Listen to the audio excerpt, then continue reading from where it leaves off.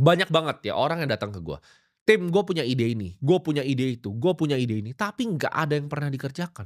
Dunia ini nggak menghargai ide ya, gue selalu bilang ide itu sampah.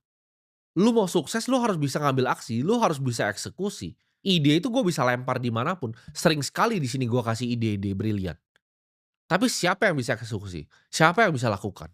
Dunia ini hanya ngehargain mereka yang berani ngambil aksi atas hidupnya.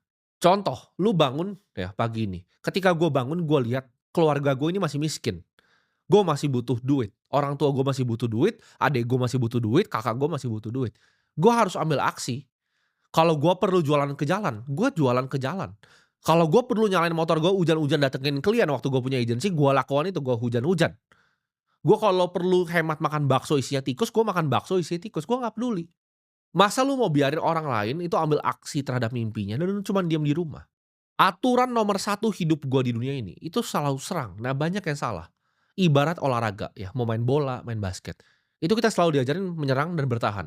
Hidup ini nggak suka sama orang yang defensif. Ini rahasia dari hidup yang gua belajar, ya. Saat gua masih kecil.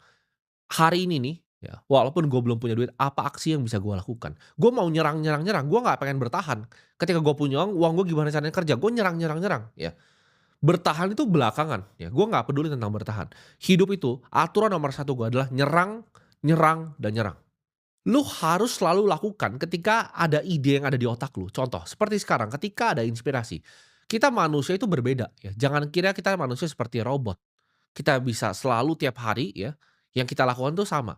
Manusia itu ada titik ketika kalian lagi diem, lagi berpikir, lagi OTW gue datang ke kantor, tuh ada ide ya, ada inspirasi gue sebutnya.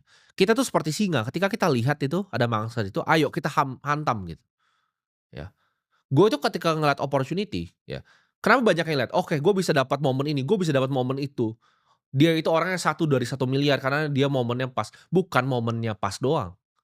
Gue itu ketika gue liat ada peluang, gue hantam langsung. Gue nggak ragu, gue nggak takut, gue nggak pernah defensif, gue nggak pernah bertahan.